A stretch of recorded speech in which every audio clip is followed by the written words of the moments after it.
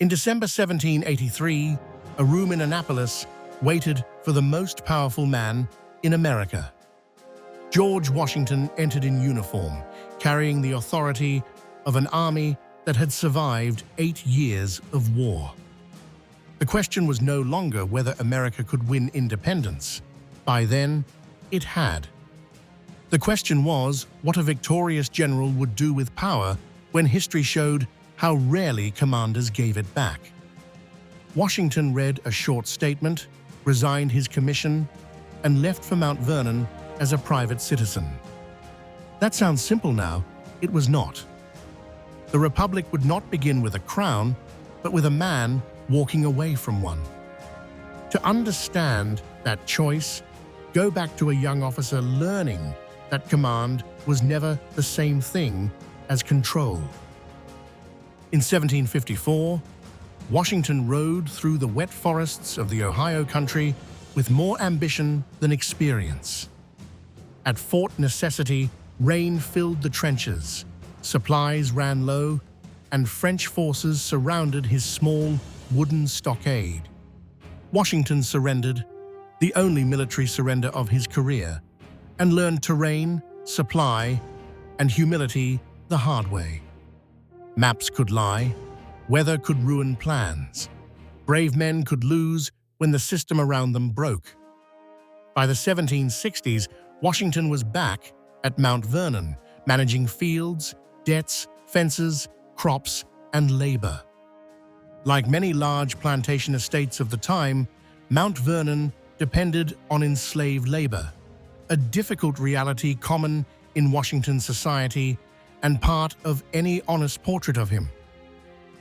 When the Revolution began, the colonies did not have a real national army.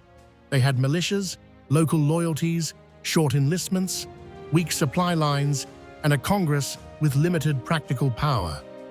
In 1775, Washington arrived at the Continental Congress in a blue and buff military uniform, and the delegates wanted someone who could hold together regions, soldiers, politicians, and a fragile cause.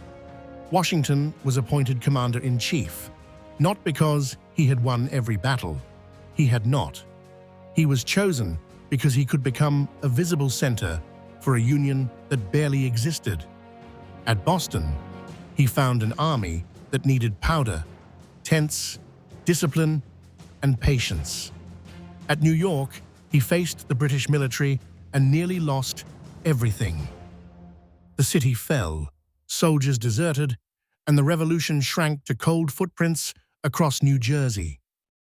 On Christmas night in 1776, Washington crossed the Delaware with exhausted men, icy boats, and one narrow chance.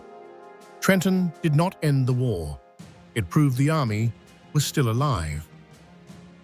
Washington's greatest military achievement was not one brilliant maneuver. It was keeping the American cause from coming apart long enough for independence to become possible. At Valley Forge, men lacked shoes, blankets, meat, medicine, and confidence. The camp tested whether suffering could be organized into endurance. Washington was not gentle about discipline, but he understood that an army was more than muskets. It was trust under pressure. With Allied support, better training, and years of survival, the war slowly changed shape. At Yorktown in 1781, American and French forces trapped Lord Cornwallis by land and sea. The surrender made independence real enough to negotiate, but victory created an old political danger. The man who wins the war often decides what peace becomes. In 1783, angry Continental Army officers gathered at the New Windsor Cantonment, near Newburgh, New York. They had gone unpaid, felt betrayed by Congress, and feared the country they saved would abandon them. Some considered using military pressure against civilian authority. Washington entered as the thin wall between a republic and rule by the army. He appealed to their honor, their patience, and their memory of the cause. Then he reached for a pair of spectacles, which many officers had never seen him use.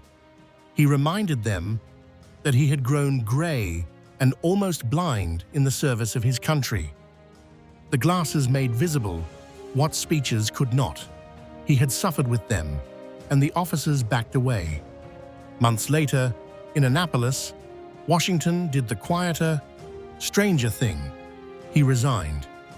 A victorious general who gave up command was teaching a new country what power should do when its work was finished. Washington wanted to return to Mount Vernon, but the country would not leave him there for long. The Articles of Confederation had left the United States weak, divided, and hard to govern. In 1787, Washington presided over the Constitutional Convention in Philadelphia. His presence did not settle every argument, but it gave the room weight. Everyone knew the new executive office was being designed with him in mind. That was reassuring. It was also dangerous. A presidency built for a trusted man still had to survive less trusted men. In 1789, Washington became the first president of the United States. There was no instruction manual for the office. Every public choice became a precedent. The cabinet, federal law, ceremony, and presidential distance.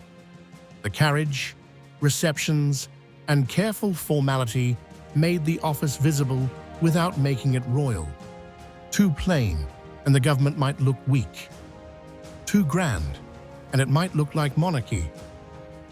Washington's presidency tested the system almost immediately. The new nation had debts to pay, taxes to collect, and citizens who were still learning what federal authority meant. In Western Pennsylvania, resistance to a whiskey tax became a test of whether national law could reach beyond paper. Washington did not want a republic ruled by mobs, or one ruled by soldiers.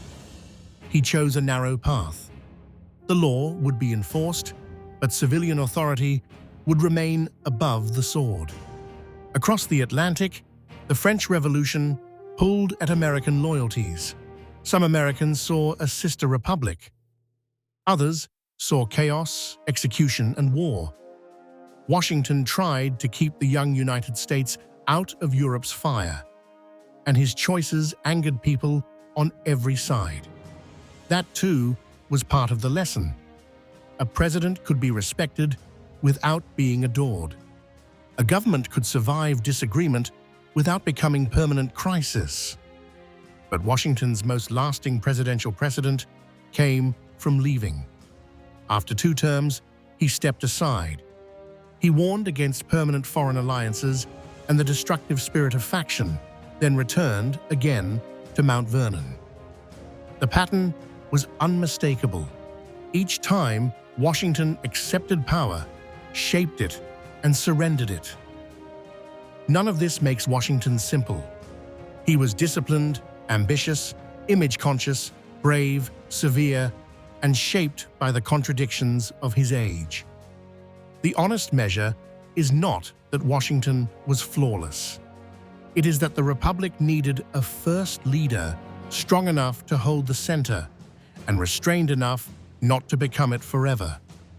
Washington's story was never only about winning a war. It was about learning when authority had to be held and when it had to be returned.